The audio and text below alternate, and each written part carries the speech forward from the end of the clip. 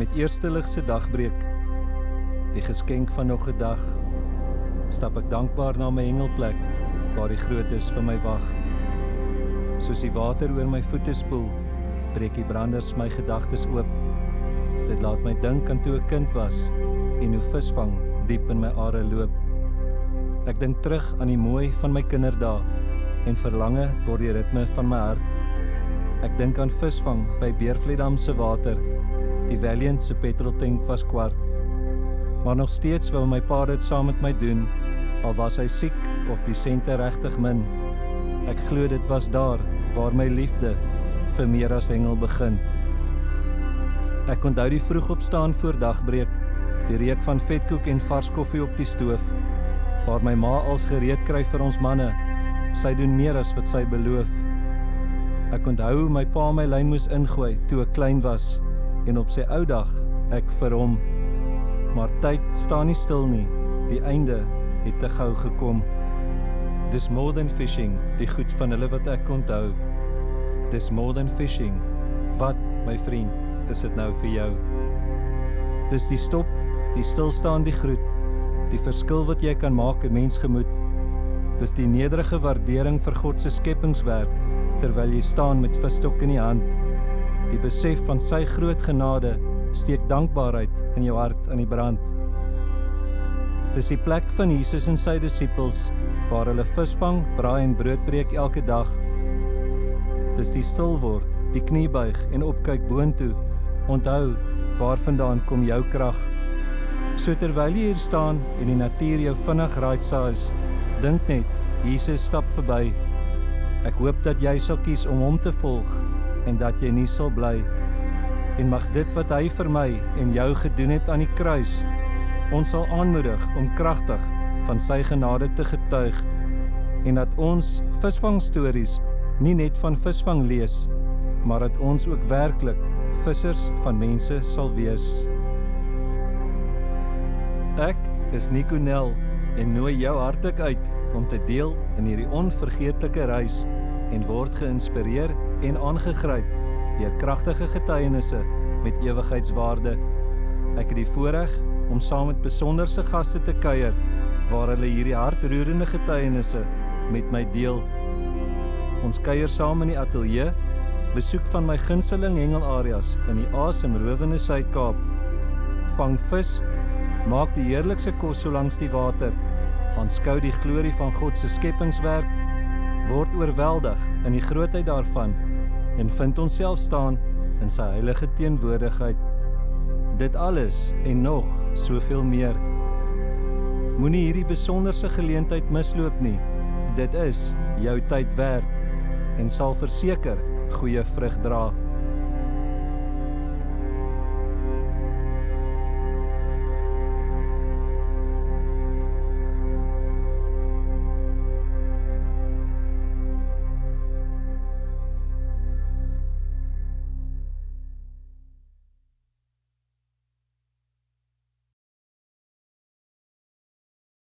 Baie welkom by nog 'n episode van seisoen 1 met die tema From Trauma to Triumph. Vandag kuier ek saam met Stoffel en Ineke Besuidenhout. My en Stoffel se eerste ontmoeting getuig van die Here se divine intervention, waar die Here 'n afspraak op 'n bestemde tyd met Stoffel gehad het tydens sy eerste besigheidsbesoek aan my. Ek onthou hierdie man wat by my instap, homself aan my voorstel en sy bes doen om te maak of hy okay is. Maar deur die vensters van sy siel sien ek 'n man wat sy gees gebreek is, vasgeketting en swaar dra aan wie weet wat, aan my toe nog onbekend. Ek onthou Stoffel se woorde aan my. Jy weet Nico, ek het vanoggend voor julle kantore gesit en sou die laaste ou wees wat ek sou sien vandag. Daarna kan ek nie meer nie. Sy woorde het my geruk. Hy vertel my van die afgryslike gebeure, die aand van 14 Mei 2019. Waar sy vrou en dogter weerloos in die hande van sy vrou se verkragter beland het. Hy is kwaad, kan nie met die Here praat nie, en loop donker in sy huis rond, dood van binne. Hy vertel my wat gebeur het. Die vyand het gekom om te vernietig, met gruisame gebeure soos kaping en verkrachting, hopeloosheid en trauma, maar vanuit hulle donkerste uur Kom spoel die Here se redding en genade oor hulle lewens en kan hulle vandag self hulle storie vertel. Die proses tot hier is 'n verloop van 5 jaar en vandag deel Stoffel en Ineke hulle kragtige en aangrypende getuienis met my. Stoffel, Ineke, baie welkom.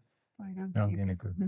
Stoffel, ek onthou daai dag, soos gister, Ja, waar ons, jy weet, ontmoet. En net op dit, die ontmoeting is ook nie net toevallig nie. Die Here het jou gestuur op daai bestemde dag. ja, kan nie anders as om terug te verwys. Die gees was daar. Ek het ingestap in 'n besigheidspresentation of 'n voorlegging. En dit het net hierdie warmte gevoel en ek het afgebreek. Afgebreek voor 'n vreemdeling wat ou nie kan verduidelik nie. En soos wat jy tereg sê, ek was op die ou laaste, die seer was op jou seerste. Ek het nie geweet waar nie, want so iets moes nie gebeur het nie. En ek was maar net ontvang deur die liefde van God daai dag. En ek het daar uitgestap en ek kon net weer asemhaal. Ek het die Here se liefde en sy gees ontvang daai dag. Ek onthou hoe die wapenrusting van Christus oopgebreek het. En hoe jy aangeval was deur die vyand in jou mind. En ek onthou hoe die Gees jou geklee het daar met die wapenrusting van Christus Dis reg, teen die aanvalle van die vyand. dis reg. En ek onthou, ek het vir jou gevra, kan ek bid? En ons het ons oë toegemaak en ons het gebid en om een of ander rede, ek weet nie hoekom nie, maar dis weer eens op die Gees wat ons gelei het. En ek vra vir jou, Stoffel, hoe oud is jy vandag? Met die verwagting dat ek 'n ouderdom gaan terugkry. En jou antwoord is, vandag is ek wedergebore. Ja, dit was die begin van my nuwe journey. Nie dat ek nie 'n Christen was nie, is net daai dag het 'n merk in my lewensverhaal gelos. En van daar af het 'n ou net gebou. Dit het nie gesê die woede is verby en alles is vergete nie. Op daai dag het 'n ou net gebou en wedergebore in Christus en 'n nuwe pad stap saam met my gesin. Daar was tye van donker, daar was tye van seer. En dit is 'n proses. En ons is nou op 5 jaar.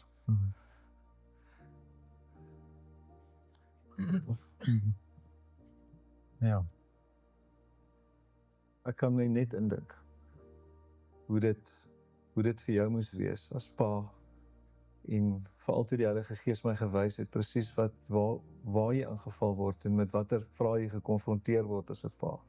Jy weet, ek onthou die Gees vir my geopenbaar het waarmee jy rondloop, waar jy met hierdie gedagte is van, waar is my God toe dit met my vrou gebeur het? Waar is jy as pa toe dit met jou vrou gebeur het? ja. Praat met my daaroor. Daai vrae wat jy moes konfronteer. Ja, dit is dit wat gebeur het is afskuwelik. En dit gebeur nie met jouself nie, dit gebeur met jou vrou en kind. Ek was nie daar nie. So ek nie beskerm nie. Die magteloosheid, daar's nie woorde wat dit kan beskryf nie. En waar is my pappa vader? Waar is my sonnaarskool God in daai oomblik, het ek gevra. Ek was nie daar nie, hoekom het hulle nie beskerm nie. Maar tog sit sy langs my. My meisiekind lê in die bed en slaap. En vandag sit ons hier en ons kan die verhaal vertel. Vandag sit ons hier en ons kan God se naam groot maak. Dit wat gebeur het gebeur. En as jy terugkyk,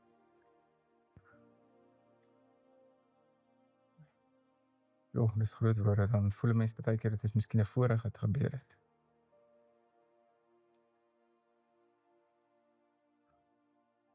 So. Ineke, daardie aand toe jy en jou dogter alleen was. Dit was 'n wonderlike aand en almal het gelag en julle het mekaar geniet. En op pad huis toe, toe is dit wat hierdie afgryslike dinge gebeur. Kan jy vir my jou hart deel oor daardie spesifieke aand? Ek gaan verseker my hart deel. Dankie vir die voorreg, dankie Here vir die voorreg om vandag hier te kan sit en te kan openbaar wat daar aan gebeur het en om te kan praat daaroor en te kan getuig oor wat daar gebeur het, is absoluut net om te wys dat God het 'n belofte aan ons. En God het sy belofte daai aand uitgeleef en ek het nodig gehad om dit te sien. En in gesprek soos wat ons hy sit, is die Heilige Gees besig om te werk, dat mens sal altyd by jouself dink, ek gaan 'n verhaal so en so vertel, maar dan kom die Here en dan sê hy, ek gaan iets anders vir jou sê, om vandag te sê, en wat gebeur? Stoffel het sopas 'n ding gesê, wat ek nie geweet het gaan gebeur vandag nie. Dit is eintlik 'n voorreg wat gebeur het. Geseënd is die een wat ly, om by die Here se voete te sit en soveel pyn te ervaar, en ontmoeting met die Here te hê en op heilige grond te wees soos wat ons was, is die grootste voorreg. Dis groot woorde wat hy nou gesê het. Maar dit is woorde wat nog heeltyd in my hart en opgeteken is. En ek weet nie hoe om dit vir mense oor te dra nie. Want ek het 'n ontmoeting met die Here gehad daaraan, en is die grootste voorreg. Dis die grootste voorreg wat al gebeur het. Daai heilige grond. Dit is seer, dit is bitter seer, dit is wat gebeur het vir die mens. Dit is dit natuurlik, dit is erg, mens kan dit nie eens comprehend om in jou kop en probeer dink aan die menslike ding wat ons moes deurgegaan het nie. Maar God se genade daaruit, dit was 'n beautiful aand. Michaela het Esau klere gekry.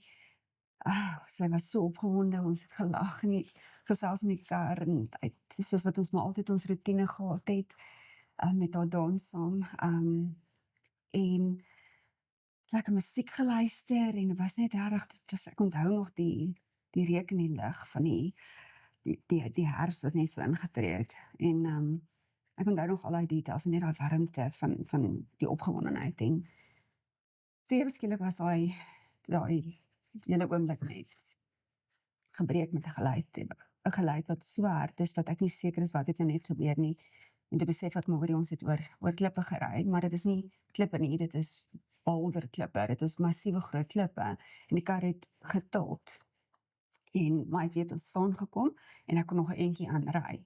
So natuurlik in daai oomblik is die skok nou al reeds intens groot. Dit is van dadelik dink jy, o jene, nou wat nou? So kom ons probeer so ver as moontlik ry, maar dit was nie veel ver gewees, en my kar kon net nie verder gery het nie. En ek het dadelik toe nou afgetrek van die pad af, en so links afgery in die pad af, my hazards aangesit, en ek het dadelik toe nou vir Stoffel gebel, en vir hom gesê, hierso, ek weet nie nou wat hier gebeur het nie, ons het oor klippe gery, ek en Michaela is heeltemal shaken up, ons sit daar in die kar, so bang, hy het dadelik net vir my gesê, sluit net die deure asseblief, stereo location, ek is nou daarso.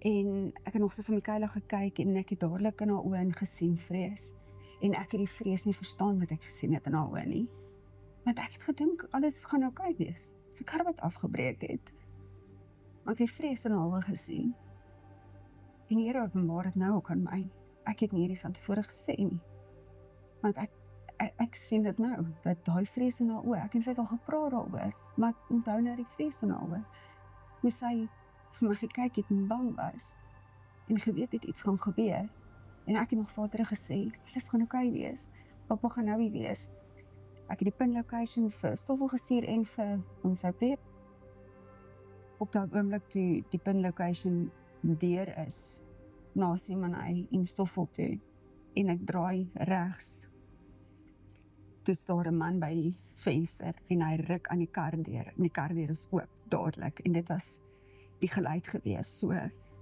daar was alreeds 'n man aan my kant van die venster, en alreeds 'n man aan Michaela se kant van die passasierskant, en harde geluide om die kar se deure oop te ruk. En die oomblik toe die kar deur oop ruk, toe staan die man voor my, en hy sê vir my, everything's gonna be okay. En ek het eintlik gedink dis iemand wat daar is om ons te red. Dis wat ek gedink het. Ek het gedink iemand is daar om ons te help. Daai oomblik van vertroue. Van vertroue van, hier is iemand wat ons help. Totdat ek die mes gesien het. En hy het dit baie groot bange mes in sy hand gehad. En die oomblik toe ek daai weerstand begin kry van, dis nie iemand wat ons wil help, en toe begin ek te skree. En dadelik is dit, my dogter sit hier langs my. Ek kan nie eens links kyk nie, want hy het al klaar my geruk. En te verwerg hy my. En ek het bewussein verloor. En dit was seker maar vir 'n paar sekondes. En ek het bygekom. En dadelik toe ek bykom het ek net links gekyk, waar is Michaela?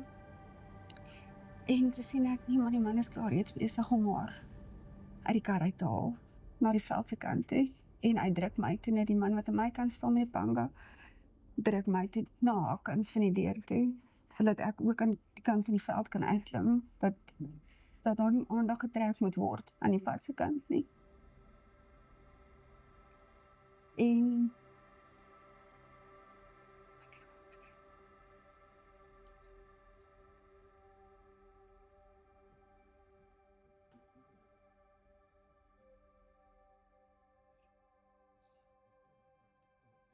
ons het uit die kar uitgeklim.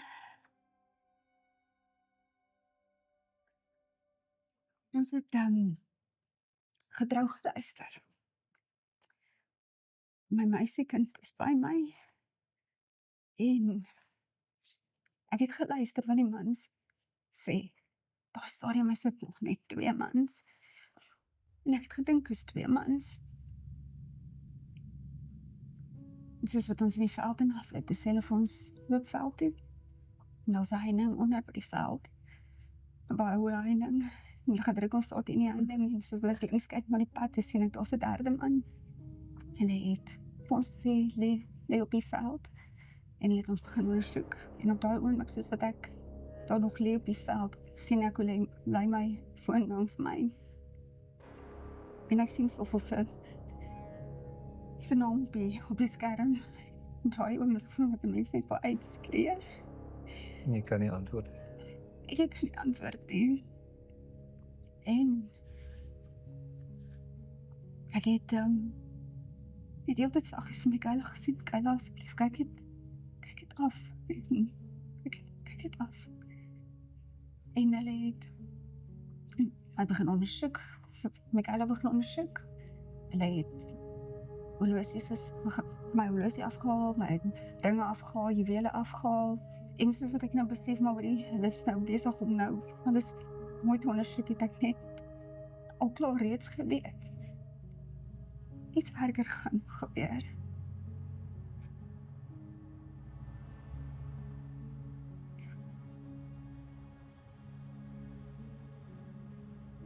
En ek het die altyd Michaela gesê, kyk af, en Michaela het my voet vasgehou. En soos wat sy my voet vashou, het ek opgekyk en ek sien die sterre, ek kom uit die sterre. So, ek kom uit die sterre. Ek het net gesê, Jesus, asseblief. En toe slaan hy my uit. En het my deur die gesig geslaan. En ek het weer bewussein verloor. En toe ek wakker word, so is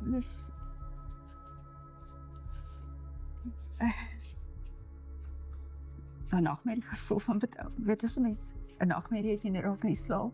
Nee, word wakker en jy kry weer dieselfde nachtmerrie oor. As ek het nou so kan beskryf, en is presies wat daar gebeur het. En die nachtmerrie is net nog aan die gang. Hy het nog nie opgehou nie. En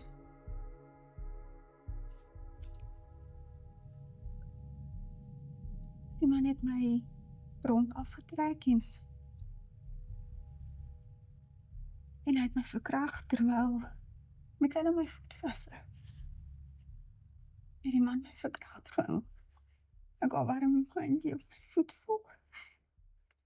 Ek het net heel te vroeg gesê, Michaela, kyk net af. Kyk net af. Sy was 12.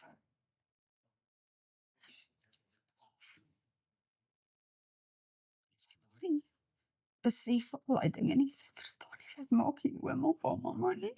Sy het dit verstaan.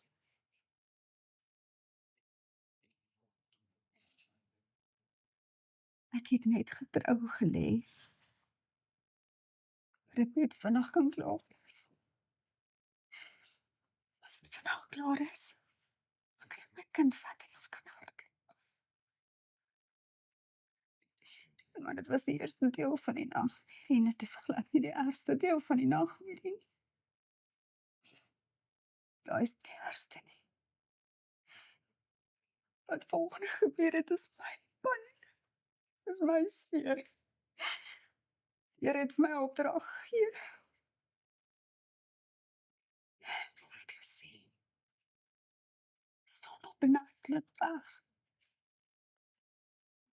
Hardloop pad. En ek het vir die Here gesê, ek kan nie hardloop met my kind hier agter die oom nie. En die Here het vir my gesê, hardloop. Vertrou my. Hardloop pad, vertrou my. En ek het dit gedoen, ek weet hoe. Ek het kaal gehardloop deur die veld. 'n doringveld. Vol klippe. Nie een klip het my voet gestamp nie. Nie een doring het ek opgetrap, terwyl ek in geloof gehardloop het nie. Toe die Here se naam geroep het, in geloof ingetree het, en ek kom vertrou het met die opdrag, is my siel so content mee, maar die fisiese liggaam het pyn van wat ek besig is om te doen. Maar my siel het geweet wat ek besig is om te doen is reg. Ek was reeds getrou in die Here. Ek het pad toe gehardloop en ek het begin spring voor karry, om aandag te probeer trek, van help asseblief. En ek skree heeltyd, Michaela, Michaela. Ek skree en ek spring voor karry net om aandag te trek en niemand trek af nie. En soos wat ek regs kyk na die veld toe, sien ek die 3 mans wat Michaela oortal oor die heining daai kant toe. Oor die heining. En hulle hardloop met haar weg in die veld. En dit raak donker en ek sien nie meer Michaela nie. Het is donker. My kind is weg. Sy is ontvoer. Die 12-jarige onskuldige dogtertjie. Met die mooiste hart vir die Here. Is so pas deur 3 mans. Ontvoer. En die Here het vir my gesê ek moet dit doen. Die Here het vir my gesê ek moet dit doen. Die ongeloof. Die pad ingestaan. Altyd by sy gekom. En ek het besluit, dis klaar. Voor die bus gestaan en ek was reg. Ek was reg, ek gaan nie kan leef met die gedagte dat my kind weggevat is deur 3 mans en ek het weggehardloop van haar. En soos wat die bus nader kom, ek weet, vrede maak, dat Michaela is reeds doodgemaak. So ek en sy gaan nou mekaar in die hemel sien. Is toch voel ek nie saam met tyd kry wees. Op daai selfde oomblik. Gebeur my getuienis. Ek hoor, mama. En ek kyk regs. En ek sien die talle man. Michaela. So oor die draad. Hy tel haar so, maar ek sien so duidelik sy arms wat so oplig en haar so oor die draad tel na my kant van die veld, waar ek nou in die pad en reeds staan om oor die veld te hardloop aan my kant. Maar ek verstaan nie, want ek kyk en ek het die 3 mans al reeds aan daai kant gesien weghardloop. Nou wie tel vir Michaela oor? Wie is die 4de man? Daar was definitief nie 4 mans nie. Ek dink in my kop nog steeds op daai oomblik, Ek was al een van die mans al weer terug oortel, maar ek is net so dankbaar vir die feit dat een van hulle oorgetel het, maar nog steeds in my kop het nie sin maak nie, maar die 3 mans is klaar weg. Dis die 4de man. En sy kom aangehardloop.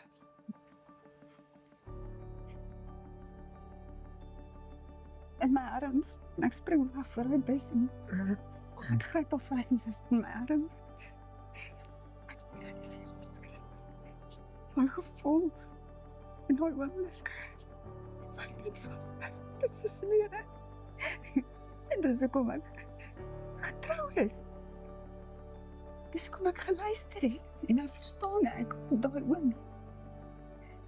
En ek verstaan. En ek sê, Here, dankie. Dankie dat U vir my op hierdie heilige grond self openbaar het.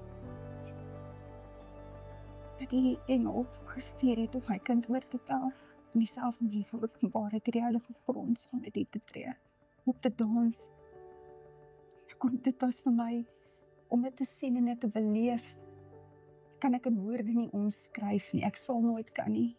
Om so 'n ontmoeting met die Here te hê, om hom fisies te sien, is vir my op daai oomblik het ek gevoel. Wow, dit is wat 'n voorreg dat die Here homself vir my wys. Hy wys homself vir my. Ek het gevoel, wat het ek gedoen? Hy het vir my al hierdie sê.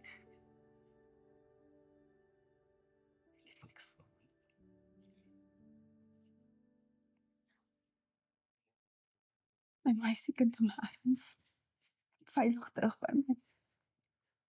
Al die hart was opgesny, en het al probeer verkrag.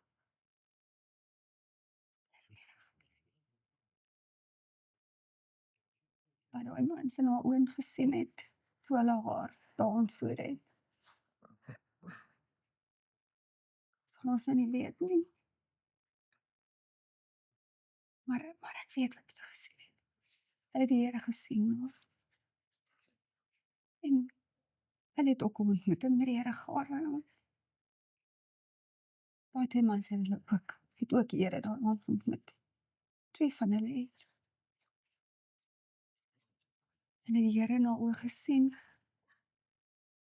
En hulle is vergewe. Die Here het dit vir jou geopenbaar ook in 'n droom. Hy het ook vir my 'n droom gewys. En dit was, ek praat van baie kort na. Here, het ek in 'n droom gesien. Die 2 mans was in die vorm van demone wat my aangeval het. En die oomblik toe hulle na my toe kom, het ek net so gemaak en ek het gesê, nou. En hulle het voor my gebuig. En net so, was dit as wat net so buig in die lig. Ek sien in my drome, dit is altyd wat net so buig en dit is net as wat so wegwaai. So kom ek weet, ek het 2 van hulle reeds gesien, vergewe deur die Here, want hulle het hulle hart vir die Here gegee. En ek weet hulle het. Ek weet nog nie waar die 3de man is nie, maar ek bid vir hom. So moet ek met hom se droom.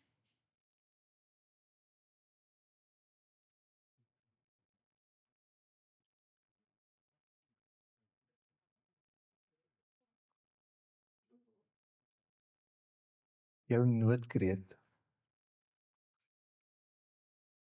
Jy weet, in daai donkerste uur, waar jy hulpeloos, weerloos gelaat geword, roep jy uit, Here vergewe hulle, want hulle weet nie wat hulle doen nie. En dit was nie uit eie krag. Kan jy dit vandag verstaan? Hoe dit oor jou lippe kon vloei? Vandag verstaan ek dit op daai oomblik het ek nie. Want dit was die heel eerste ding. En ek het glad nie verstaan nie. Ek het baie geworstel daarmee na die tyd wat ek met die Here gepraat het. En ek het vir die Here gevra, openbaar my, verduidelik vir my, is hierdie teksboek wat ek besig is om te doen, is dit van, ek het lees my Bybel en ek moet dit doen, want dit is, die Here is nee, en ek, jy weet dit is nie so nie, kom on. daai is nie so nie. Jy het dit gedoen, want ek het vir jou die opdrag gegee om dit te doen. Ek was getrou in die Heilige Gees. Die Heilige Gees het vir my gesê, as jy nie nou vergewe nie, lê jy 'n baie, baie swaar pad vir jou voor. En nie net 'n swaar pad nie, maar 'n verkeerde pad. Jy kry 'n geleentheid nou om die Here te ontmoet en jou hart en volle oor te gee na hom toe. En wat is daai eerste stap? As jy moet nou vergewe. Want hulle is ook my kinders. Dis ook God se kinders. Hulle het ook net hulp nodig. Ja, jy het na die tyd met Michaela gepraat. En sy kan die 3 mans onthou. Sy kan nie die 4de man onthou of gesien het nie. Haar weergawe is dat sy oor die draad geklim het en jy het in die gees die Here ervaar het daar. Wat is haar weergawe? Hoe kon sy terugkom? Hoekom het die mans weggehardloop? Sy sê, hulle het met haar gehardloop in die veld. En sy sê, sy het opgekyk na die oom, wat haar in haar arms gehad het. Die een man het haar vasgehou in haar arms, en die ander 2 het saam weggehardloop. En sy het op daai oomblik net opgekyk vir die man, en in sy oë gekyk, en sy sê, die man se oë het net groot geword, en hy het haar net gelos, en hy het weggehardloop. En toe hy weghardloop, toe begin sy te hardloop, en sy sê, sy het gespring oor die draad. Maar Nico, as jy die draad sien, daar's nie 'n manier wat jy die draad kan klim sonder om jouself seer te maak nie. En dit was donker. Die draad het my by my skouer gevat. En is nie net 'n oogiesdraad nie, dit is 'n mesh kan jy maar sê onder met 3 rye oogiesdraad. So hoe klim jy oor so hek? Jy moet oor al 3 klim. Nee, sy het nie oorgeklim nie. Sy het nie oorgeklim nie. So moontlik. Stoffel, jy het na die tyd in die veld spandeer. Maar Hoe het jy dit hanteer? En om na daai toneel toe te gaan? dit het nie oor my gegaan nie. Ek wou van die pyn, of bietjie van die pyn ervaar, wat hulle ervaar het. Ja, met jouself forceer, gaan lê ook in die veld. Ek het tot die tande net op die draad getel. Ek kan vir jou sê waar elke klip was. Presies probeer uitfigure waar dit nou presies gebeur. En ja, dit was baie male, maar dit het ou seer gemaak, maar dit was 'n seer wat ek wou gehad het, want ek wil voel hoe moes dit gevoel het. Ja, dit was ook maar seker van die rede dat die ouma net verhuis het en nou weggetrek het van die seer af daar.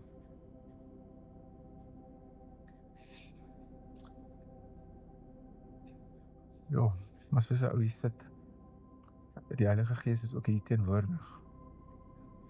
En dis nou ironies as ek dit gaan sê, maar soos wat hy hier sê, voel my stem nie so nie, maar ek het nie meer daai pyn as Ineke of Michaela die storie vertel nie.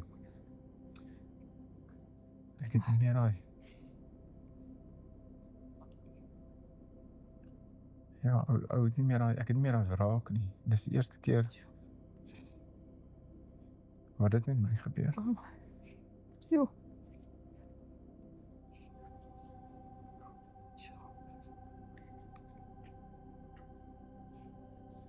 En dis net genade.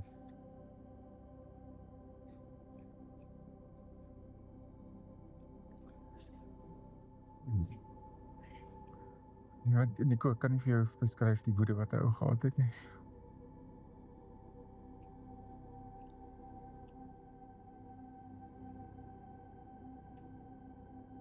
Nee, ek dink daar was God ook genadig.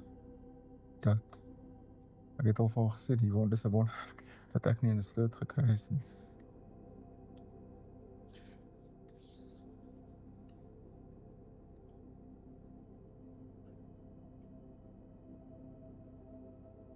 Wanneer jy terugdink en jy kyk na daai letsels, dan laat dit jou nie herinner aan die seer nie, maar dit laat jou herinner aan God se genade. Ja.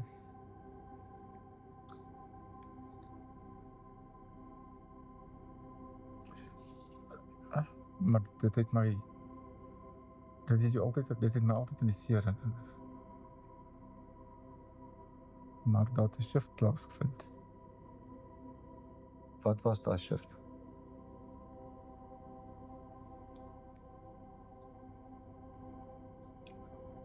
Nicolas gebed.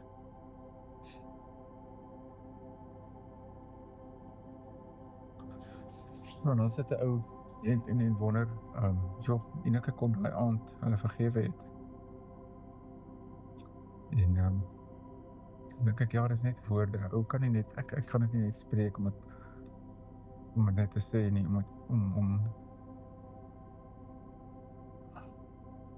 om iemand anders bly te maak.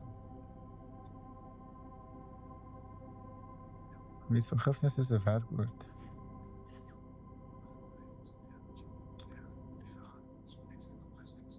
En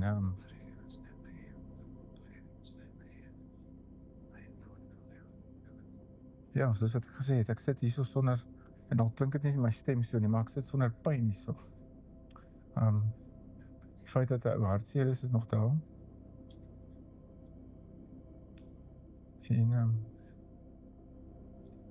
ja, wie is ek om nie te vergewe nie?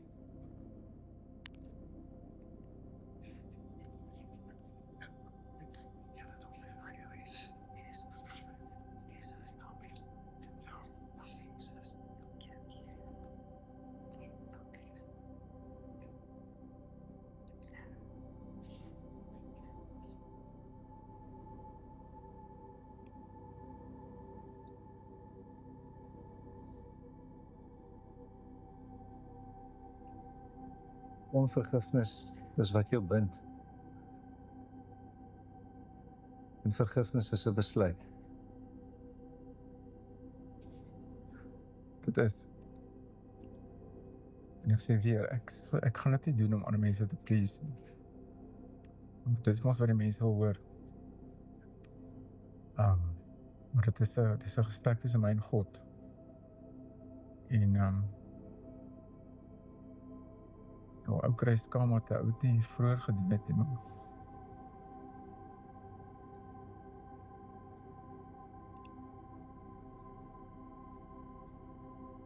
maar as hulle vir vergifnis gevra het, het die Here hulle klaar vergewe.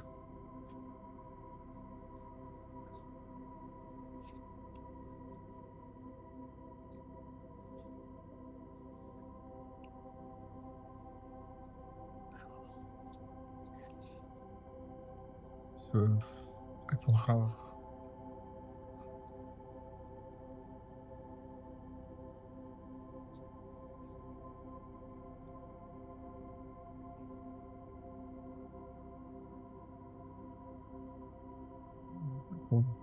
met die Here se krag, dan wil ek dit spreek.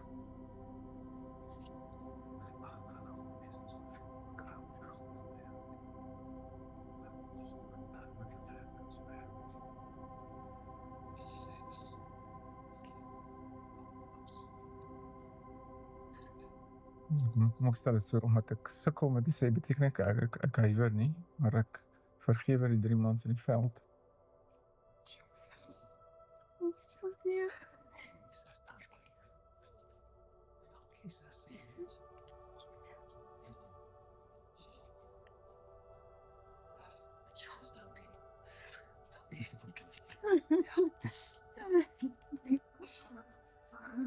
Dankie Jesus.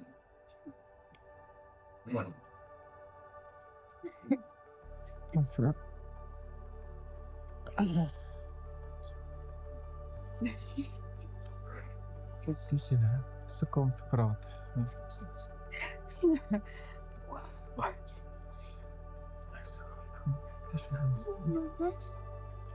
Excuse, ek sukkel om, dit kom by hart goed sukkel om te praat. Net weer. Ja. Ja, kan ek dit net weer sê, dit is, ek swyg nie onder druk, of ek swyg nie omdat ek al 5 jaar gevra is om te vergewe nie. Ja.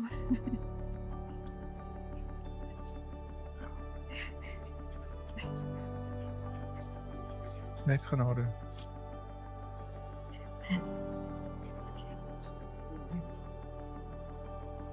Ja, hoe kan die Here my vergewe vir my sondes, en ek vergewe nie.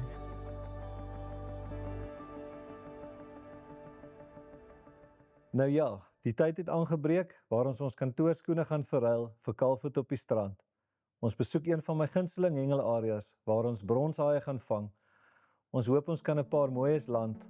Ons maak kos langs die see, want lekker eet kan nie agterbly nie. Wanneer die wiele seewaarts rol, moet daar ingespring word. Uit die wegspringblokke tree ons weer eers terug na 'n era van elegansie en charme. Vandag is dit 'n gelooflike voorreg om met hierdie pragtige gerestoreerde klas 24 stoomlokomotief Jenny van Southern Cape Railway tot by ons voertuie te reis, wat gereed staan om ons tot by ons hengelareas te kry.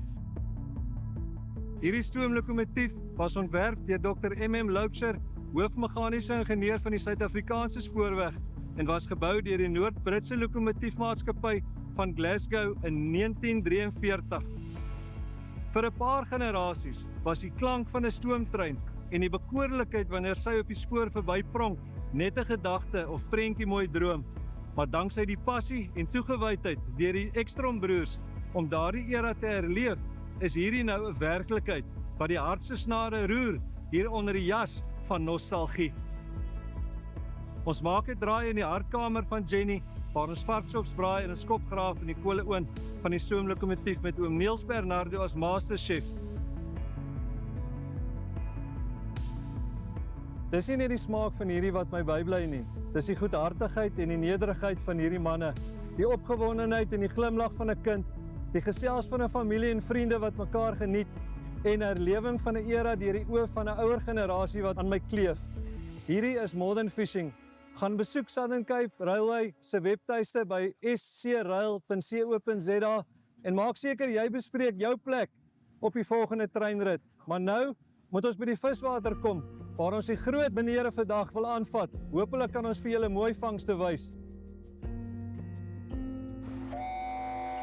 Die fluit dui aan dat ons binnekort gaan vertrek. En dan rol die wiele verder spoorlangs. En die rit gee ons die geleentheid om ons hengelstrategie verder te bespreek. Ons raak in vervoering met die nostalgie wat aan ons kleef, die asemrowende roete en alles mooi om ons. Dit laat ons met 'n hart van dankbaarheid.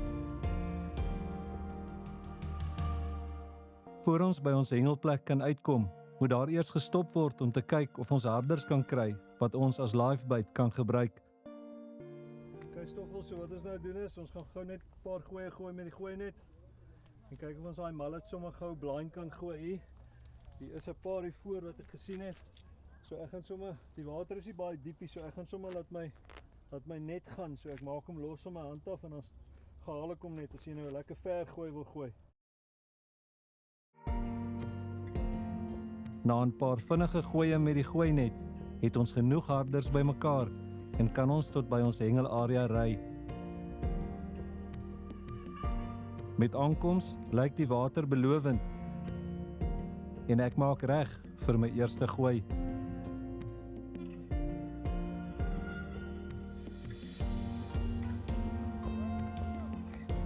Yes man! Okay, ons het 'n paar lekker lawies gekry. Ek is by my gunsteling hengelplek.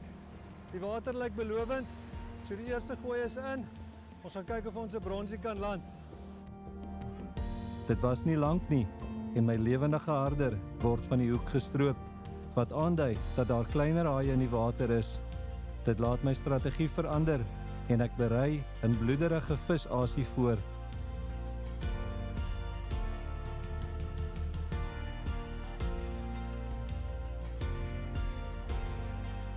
Kort nadat die aas die water tref, word my visstok plat getrek en moet daar gespaner word om tot by die stok uit te kom. Ek maak vas en gee die stok vir Stoffel oor, wat die vis verder beklei. En hy was seker 10 minute in die water en is fish on. So geseënd. Blessed.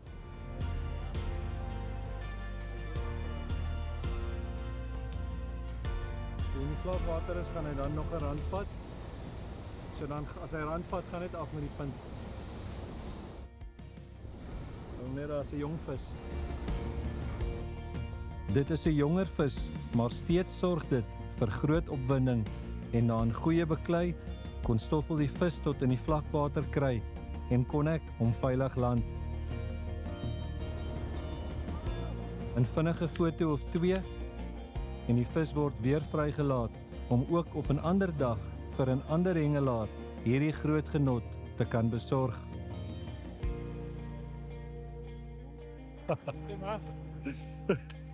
Yes, man.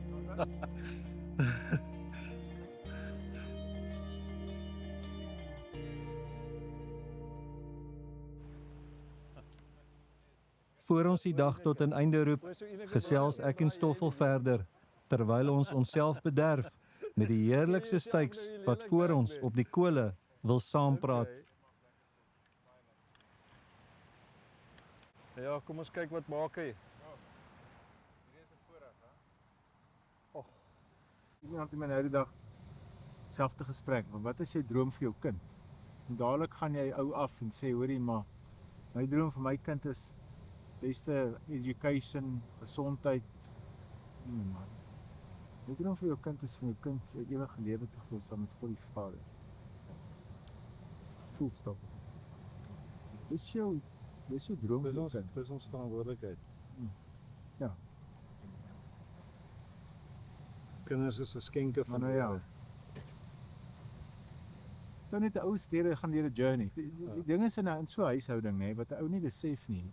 Beide Michaela en Eneke is deur dit, nê? In verskillende aspekte. So dan's Michaela op 'n high en Eneke is op 'n low en ek wil nie praat nie. Maar dis moeilik in so 'n huisgesin. So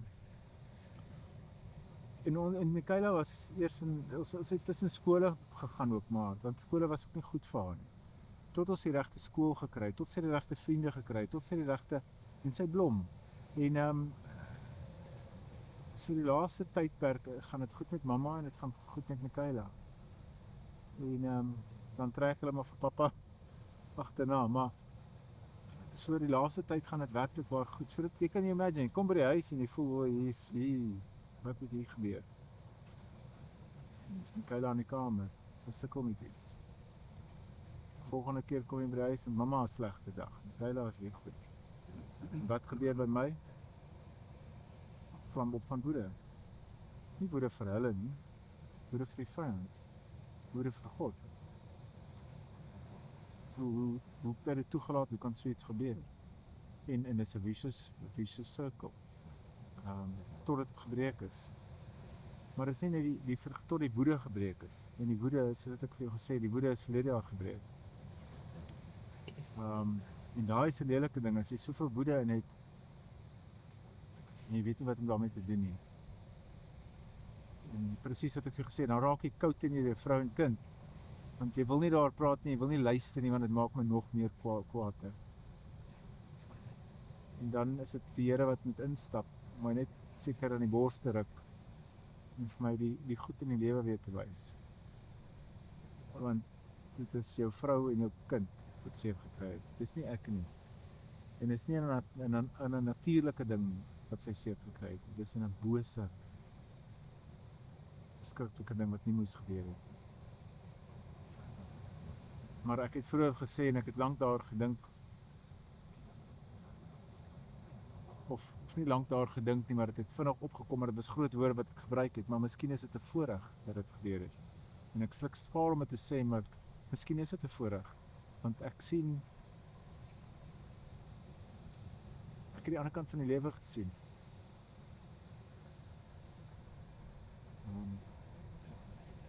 Ek het pyn gesien. En nou sien ek vergifnis. Maar dit beteken nie die herinnering gaan weggaan nie, dit beteken nie die seer gaan weggaan nie. Glad nie.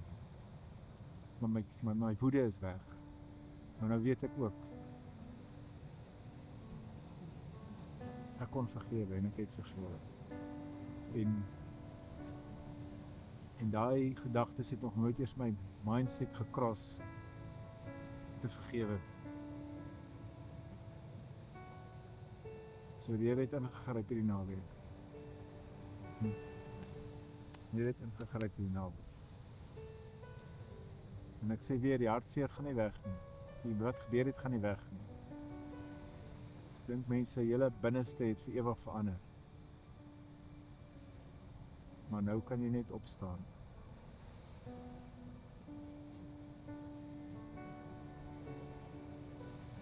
Dankie Here vir 'n gesin wat nie opgegee het nie. Wat nie opgegee het. Ja. En stel dit. Jy kan dink al 4 gaan in verskillende rigtings. Jy kan dink. Papa wil nie bid nie, papa wil nie sing in die kerk nie, papa wil nie die preek maak nie sin nie, die dominee maak nie sin nie, die Bybel maak nie sin nie. En dan het ek 'n vrou wat vergewe het daai aand. En dan het ek 'n kind wat net uit wil reik en vra, maar hoor, ken julle my God nie? En dan het ek 'n ander ene wat nie die volle verhaal weet nie. Daai dinamika in daai gesin is rof. Maar weet jy wat? Die Here het ons laat klou in mekaar nog steeds, deur al die seer. Maar dis nie maklik nie. Ek dink dit is genade. Hoeveel gesinne spat uit mekaar uit met so iets? Dis genade. Dit is genade. Ja. Ja, Stoffel. Dit was vir my regtig 'n voorreg om saam met julle hierdie naweek ook gekuier het. Ja, ek is dankie dat julle gehoorsaam was in die opdrag tot dit wat julle hier geroep was.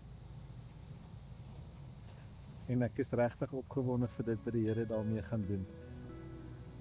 En die saad wat gesaai is, weet ek gaan op goeie grond val.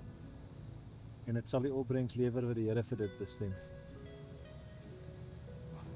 Ja, mens, ek soek nie iets terug nie. Sit 'n glimlag op sy gesig sit. Maar ek dink net, nee,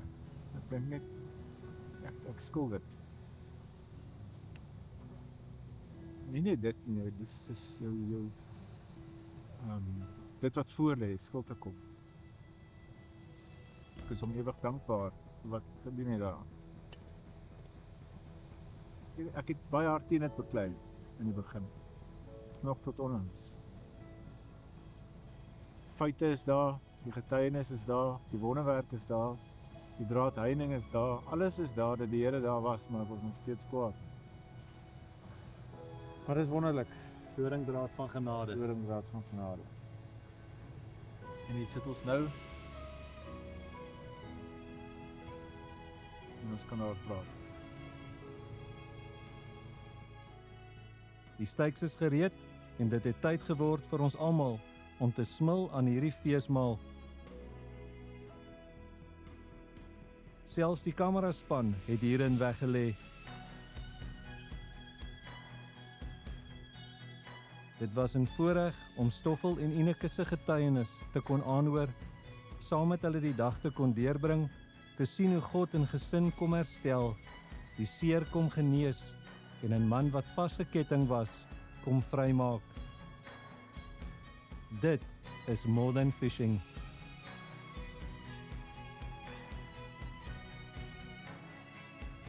In Psalm 18 vers 6 tot 7 staan daar geskrywe: Bande van die doderyk het my vasgetrek, strikke van die dood het my bedreig. In my nood roep ek om hulp na my God. In sy paleis hoor hy my geroep. Ek roep na hom om hulp en hy luister na my. Dalk voel jy vandag asof dit waarmee jy worstel, die omstandighede waarin jy bevind, of selfs siekte, soos bande van die doderyk jou wil vastrek. Dalk voel jy moeg en kan nie 'n uitkoms sien nie, en wil net by 'n plek uitkom van rus. Ek wil jou uitnooi om vandag die volle wapenrusting, soos in Efesiërs 6, aan te trek. Trek daarom die volle wapenrusting aan, wat God julle gee, sodat julle weerstand kan bied. Bly dan op julle pos toegerus, met die waarheid as gordel om julle heupe, die vryspraak deur God as borsharnas en die bereidheid om die evangelie van vrede te verkondig as skoene aan die voete. Daarby moet julle altyd geloof as skild in die hand hê, want daarmee sal julle al die brandpyle van die bose kan afweer. Sit verlossing as helm op en vat die swaard van die Gees. Dit is die woord van God. Doen dit alles biddend en smeek God by elke geleentheid deur die Gees. Die Here sê, ek het jou nie verwerp nie. Moenie bang wees nie, ek is by jou. Moenie bekommerd wees nie, ek is jou God. Ek versterk jou, ek hou jou vas, met my eie hand red ek jou. Mag hierdie getuienisse ook jou aanmoedig om te roep na die Here. Mag dit jou bereidwillig maak om ook as instrument in God se hand bruikbaar te wees. Mag dit jou nuwe hoop gee en dat jy sal weet dat dieselfde God wat tot Eneke, Stoffel en Mikaela se redding gekom het, ook tot jou redding sal kom. Weet dat ongeag hoe groot die Goliat in jou lewe is, jy het 'n groter God as jou Goliat. Nader tot die Here en hy sal ook tot jou nader. Mag Stoffel en Eneke se getuienis jou aanspoor om ook kragtig te getuig wat Christus in jou lewe gedoen het, sodat hy daardeur verheerlik mag word. Ek wil jou aanmoedig om ons webtuiste te besoek by mtfministries.co.za en ook jou getuienis met my te deel. In ons volgende episode kuier ek saam met Ollie en Chanel ter Blanche. Ollie was 'n krangige professionele rugbyspeler, maar sy rugbyloopbaan het tragies tot 'n einde gekom toe hy sy nek tydens 'n rugbywedstryd gebreek het en verlam gelaat was. Sy verhaal is so inspirerend en getuig daarvan dat niks vir God onmoontlik is nie. Sy vrou Chanel, toe nog sy verloofde, bly rotsvas by hom staan. Hulle beloof trou aan mekaar en deur hierdie mooi huwelik seën die Here hulle met 'n wonderwerk. Onthou, dis more than fishing. So volgende keer, wanneer jou voete die seesand slaan, sien nie mooi om jou raak. Koester die mense saam met wie jy dit doen. En as jy alleen is, weet, jy is nie alleen nie. Wees dankbaar in alles en waardeer die klein dingetjies in die lewe. Dis nie wat jy sien nie, maar hoe jy daarna kyk. Tot volgende keer, gee jou beste en weet, die God van wonders leef vandag en jy is geliefd. Voorspoed en seën. Hierdie episode is trots geborg deur Southern Cape Railway. Ons betuig ook ons dank teenoor ons offisiële borge wat gehelp het om hierdie reeks moontlik te maak.